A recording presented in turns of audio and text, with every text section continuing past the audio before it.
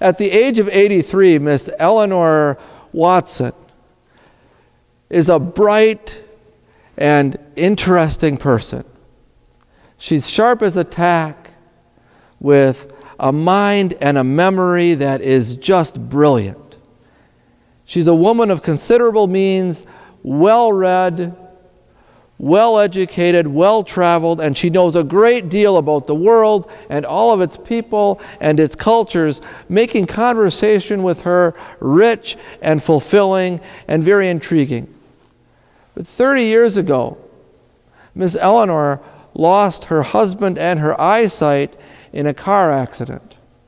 And since that time, she has lived in an apartment in the Davenport Hotel, a stately, classic old hotel that was originally owned by her father and has been in her family for generations. It's the type of place with valets and doormen and plenty of people who took care of Miss Eleanor. Now, at the age of 32, Rueben Whitehall had a very different experience. Rueben had very keen eyesight, but his mind and his memory were lacking. When he was 13 years old, he tried to steal some of his father's whiskey and was punished with a galvanized pipe to the left side of his head. Ruben's father went to prison, and Rueben went to a mental health center.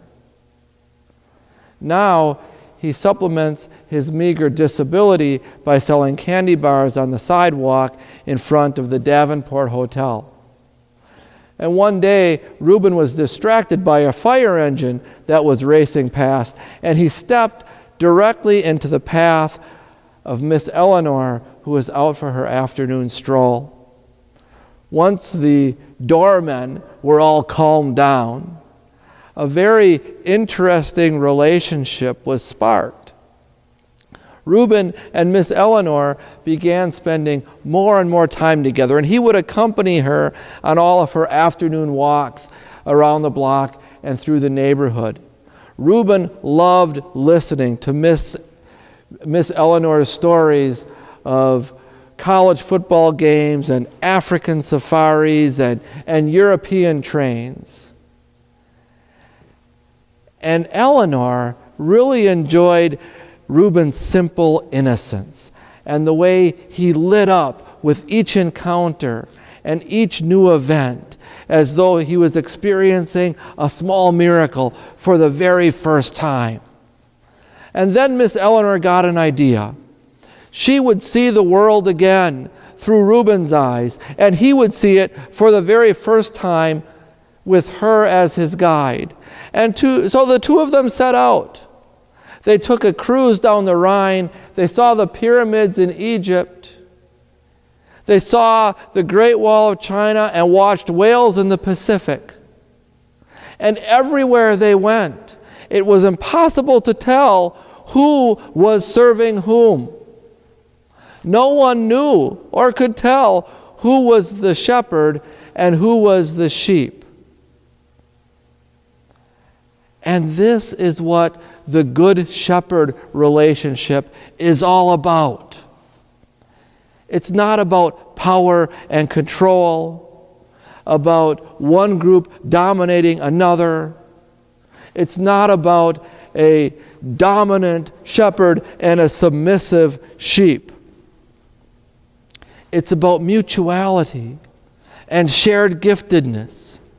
It's about overlooking the brokenness and raising each other up.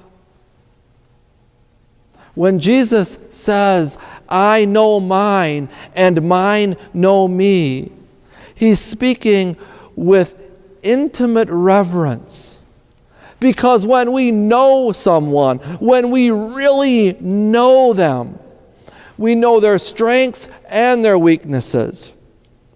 We know their faults and their giftedness. We know their failings and their triumphs. And we love them, not in spite of it, but because of it. We love them wholly and completely because of the entirety of who they are. This is the Good Shepherd relationship. And we have the opportunity to bring that good shepherd dynamic to all of our relationships. We can be good shepherds with our spouses, with our children and grandchildren, with our parents and grandparents. We can be good shepherds with our co-workers, our employees and our supervisors, our neighbors, our friends, our brothers and our sisters. We can know one another with intimate reverence and love them completely and wholly. We can be like Rueben and Miss Eleanor.